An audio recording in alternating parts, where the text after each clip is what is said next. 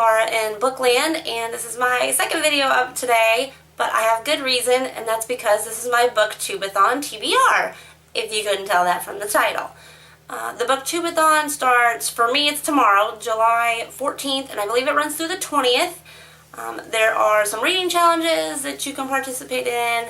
There's going to be video challenges, Twitter sprints, all sorts of fun stuff. Not sure if I'm going to participate in everything, but I am going to try for the reading challenges, which I also tried for last year.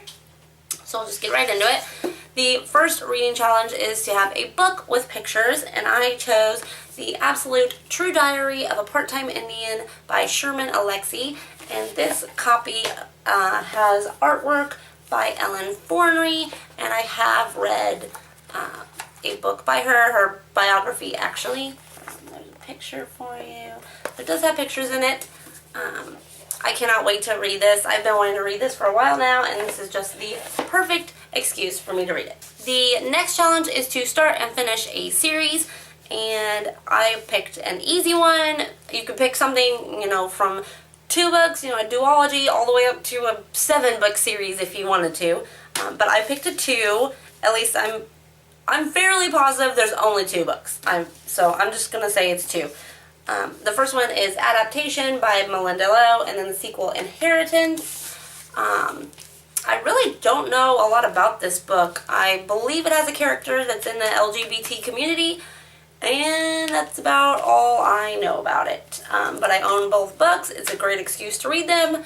So yes, this is my second reading challenge. The third and fourth challenge I've actually combined. The third challenge is to read a book with red on the cover, and the fourth challenge was to have somebody else pick a book off your shelf for you. I let my 4-year-old son do it, and he actually picked a really good book. That is Eve and Adam by Michael Grant and Catherine Applegate. I have not read this book yet. Obviously, it's got lots of red on the cover. I've been wanting to read this. It sounds awesome.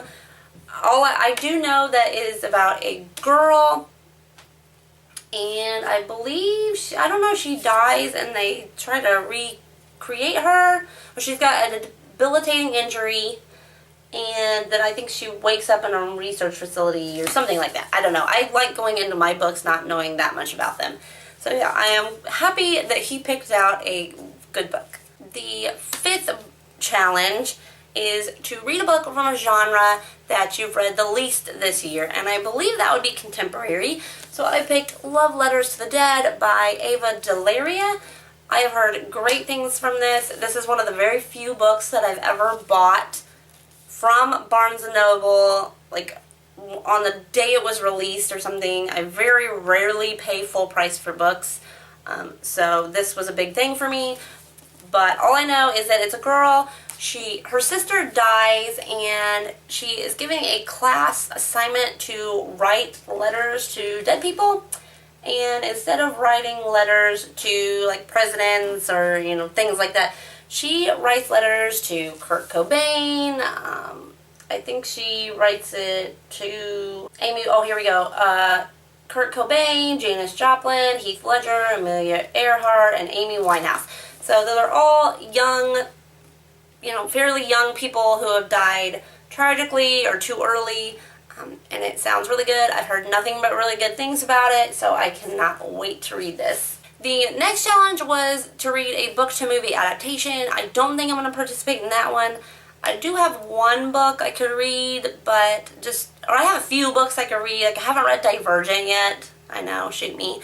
But none of those books really sound appealing to me right now, so I'm not going to force myself to read one. So the last challenge is to read 7 books or read a total of 300 pages a day.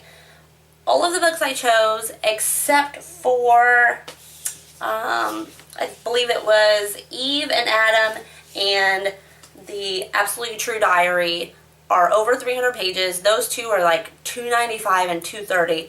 So I just grabbed a couple more books, which not only would put me above the 300 pages a day if I read them all, but it also gives me 7 books either way. So I picked up Uses for Boys by Erica Lorraine Scheidt, I believe. I really don't, it's been so long since I bought this book, but I think it's about a girl who breaks up with her boyfriend and then just, it's a whole book about using boys. I think there's sex in this book, I'm pretty sure. But yeah, that's all I know about this. But it's not very long. I think it's only about 230 pages too, so it sounded pretty good. And then the last book I picked up, which I have been wanting to read for a really long time, and I've heard nothing but amazing things about it, is Angel Fall by Susan E. I've heard this is a really quick book. It's about, I think, mean angels, bad angels. It's an angel apocalypse. But yeah, I'm sure everybody knows about this book. It went around BookTube for a while, and everybody was talking about it, and yeah, I haven't read it yet. So there you go. There's my last book. That's what I'm reading, or I hope to read during the BookTube-A-Thon. It's going to be a busy week for me, but it's a slow week at work, so that should work in my advantage. I should be able to read a lot while I'm at work. So yeah, we'll see. But let me know what you guys are reading if you're participating in the BookTube-A-Thon, and I will talk to you guys later. Bye!